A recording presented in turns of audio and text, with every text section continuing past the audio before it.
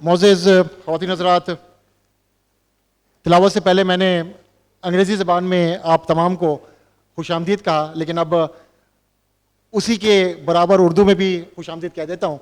आप तमाम मोज़ेज़ मेहमानों का, आपकी तशरीफ़ आवरी का बहुत बहुत शुक्रिया। जैसे कि आप सबके इल्म में है कि आज का जो इवेंट है ये लॉन्चिंग सेरेमनी है, लेकिन ये किसी किताब की लॉन्चिंग नहीं, किसी शख्सियत की लॉन्चिंग नहीं, बल्कि एक कोर्स की लॉन्चिंग है। और वो कोर्स भी शरिया compliant course in finance and trade finance. और इसका जो एहतमाम है ये ख़ास तौर पर अल सादिक इंस्टीट्यूट की जानिब से किया गया है। और अल सादिक इंस्टीट्यूट वैसे तो आप में से कई अहबाब इसके तारुफ से आगाह हैं, लेकिन ब्रीफली आपको बताता चलूँ कि अल सादिक इंस्टीट्यूट तकरीबन 2007 से ये लोगों में अवेयरनेस पैदा करने के लिए और ख़ास तौर पर यूथ में और प्रोफेशनल्स में awareness, Islamic finance, Islamic banking, तकाफुल के हवाले से काम कर रहा है। तो गोया 2007 से तकरीबन 16 साल का ये अरसा कि जिसमें असल मिशन ये था और है कि लोगों को इस्लामिक बैंकिंग, इस्लामिक फाइनेंस और तकाफुल के हवाले से तरबियत की जाए। और इस वक्त एक बहुत अहम कोर्स की लॉन्च की तरफ हम आए हैं। और मैंने इब्तिदान ये बात कही थी कि गो के ये काफ़िला 2007 से अपनी खिदमात पेश कर रहा है, लेकिन इस वक्त इसकी ज़रूरत इसलिए बहुत ज़्यादा है कि अब अल्हम्दुलिल्लाह हम उस नहज पर आ गए हैं कि जब एक डायरेक्शन हमें मिल गई है कि 2027 तक इस पूरे माशरे को रिबा से पाक करना है। और ये कोई आसान काम नहीं है, ये कोई छोटा काम नहीं है, लेकिन इसके लिए काम शुरू हो चुका है। और एक आला रुकनी, एक आला सतही एक स्टीयरिंग कमेटी बन चुकी है।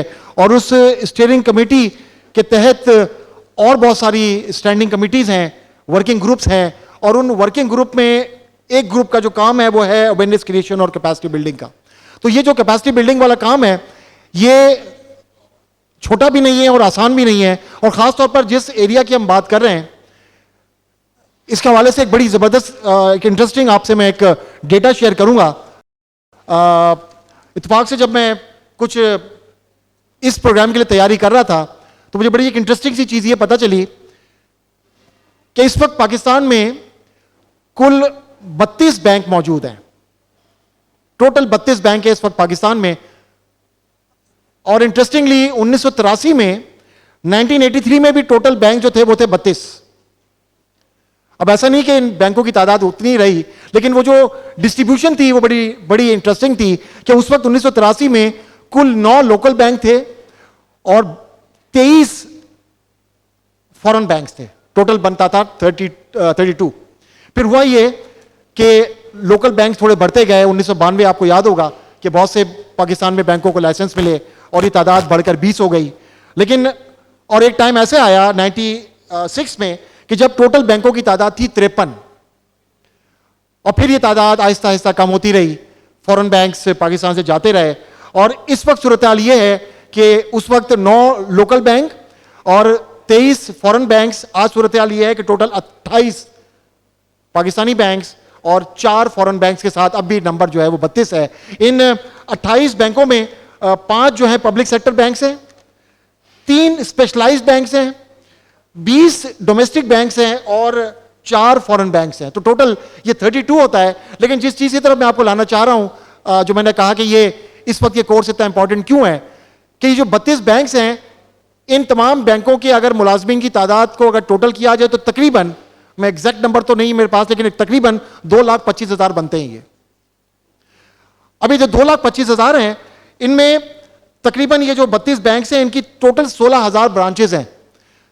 तो हर ब्रांच मैनेजर के लिए ये कोर्स बहुत ज़रूरी है, क्योंकि उसे पता होना चाहिए कि फाइनेंसिंग किस तरह करते हैं और ट्रेड कैसा होता है।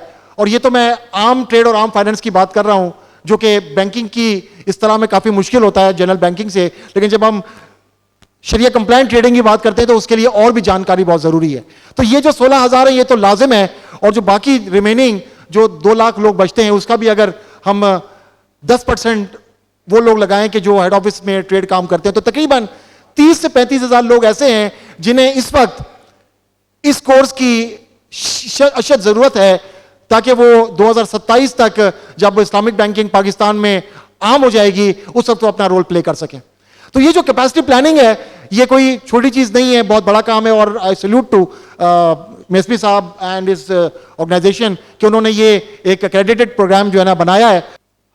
मौजूद ख्वातीन हज़रात, इस्लामिक बैंकिंग आज जिस मुकाम पर पहुंची है, अगर हम 20 साल पहले चले जाएं 2002-2003 में, तो उस वक्त हमें नज़र आता है कि इस्लामिक बैंकिंग पाकिस्तान में ना होने के बराबर थी।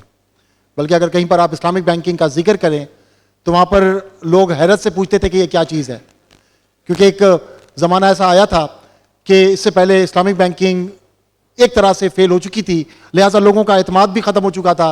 लोगों ने इसको कान यहाँ से ना पकड़े वहाँ से पकड़ने वाली चीज़ बिल्कुल साबित कर दी थी और उनके जहन में था कि इस तरह की कोई चीज़ नहीं हो सकती। लेकिन अल्हम्दुलिल्लाह सुम्मा अल्हम्दुलिल्लाह, अल्लाह तबारक व तआला का बड़ा ख़ास करम है कि कुछ लोग अल्लाह ताला ने पाकिस्तान को ऐसे अता किए हैं कि जिनकी मेहनत से, अनथक मेहनत से, शब रोज़ मेहनत से अल्लाह तबारक व तआला ने आज वो मुकाम अता किया है कि आज पाकिस्तान में इस्लामिक बैंकिंग 20% से ज़्यादा है, तकरीबन 22 to 23% है। और वो मौका भी आ गया है कि हम अगले 5 सालों में इसे 100% के कन्वर्शन की तरफ जा रहे हैं। तो जब हम उन लोगों की बात करते हैं कि जिनके तुफैल, जिनके तवस्सुत से इस्लामिक बैंकिंग यहाँ तक पहुँची है, तो एसपी साहब ने भी कहा कि उनमें सर फहरिस्त नाम हज़रत मुफ्ती तकी उस्मानी साहब का आता है। लेकिन उनके साथ साथ उनके बहुत से ऐसे रुफ़का कि जो अगर साथ ना होते तो शायद ये मरहला, ये मंजिल ना पहुँचती। और उनमें हज़रत मुफ्ती इरशाद अहमद एजाज साहब भी तशरीफ़ फरमा है। आप भी उस वक्त से इस मिशन को आगे लेके बढ़ रहे हैं और अल्हम्दुलिल्लाह अब भी इस मिशन के साथ हैं। मुफ्ती साहब ने जो स्टीयरिंग कमेटी के हवाले से बात की और आपको ये आगाह किया कि गुज़िश्ता तकरीबन साल भर में, बल्कि शायद उससे भी कम वक्त में, कोई 25-26 कमेटियाँ मुख्तलिफ चीज़ों पर काम कर रही हैं।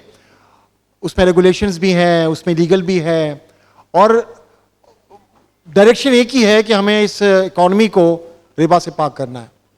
लेकिन एक चीज़ कि जिस पर सबसे ज़्यादा मेहनत की ज़रूरत है वो है लोगों को तैयार करना।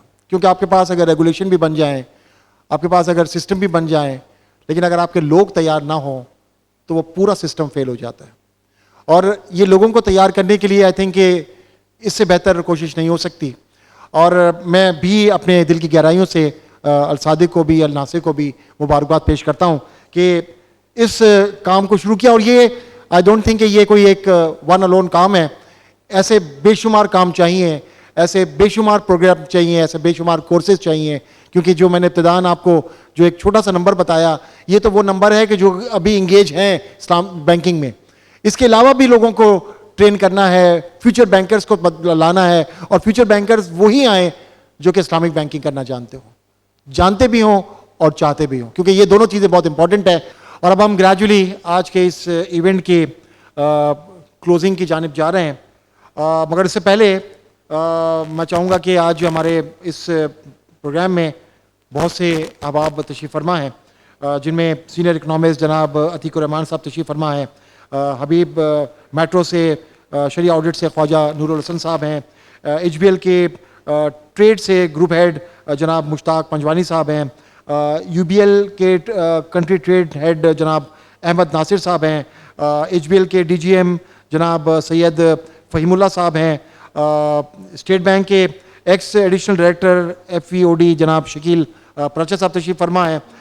इसके अलावा हमारे पास जनाब सीनियर जॉइंट डायरेक्टर जनाब S महमूद साहब हैं, सीनियर जॉइंट डायरेक्टर जनाब रिजवान नक्शबंदी साहब हैं जो कि हेड ऑफ लीगल भी हैं, जनाब मुफ्ती जाहिद सराज साहब तशरीफ़ फरमा हैं, जनाब अकरम ज़की साहब तशरीफ़ फरमा है और भी अहबाब हैं। मैं अगर किसी का नाम ना ले सका तो बहुत माजरत, लेकिन बहुत बहुत शुक्रिया इमरान भाई। ऐसे कमिटेड लोग स्टेट बैंक इंशाल्लाह ताला में रहेंगे तो मुझे पूरी उम्मीद है कि ये जो आज 2080 इस तरफ है, इंशाल्लाह ताला बहुत जल्द ये 2080 जो है ये 80-20 में कन्वर्ट हो जाएगा। मैं बहुत मशकूर हूँ हमारे एक और मेहमान head of Islamic banking initiatives and strategy Sama bank Faisal Rathore साहब तशरीफ़ फरमाएँ, और साथ ही हमारे जनाब इमरान कादरी साहब है स्किल डेवलपमेंट, उनको भी मशहूर हैं।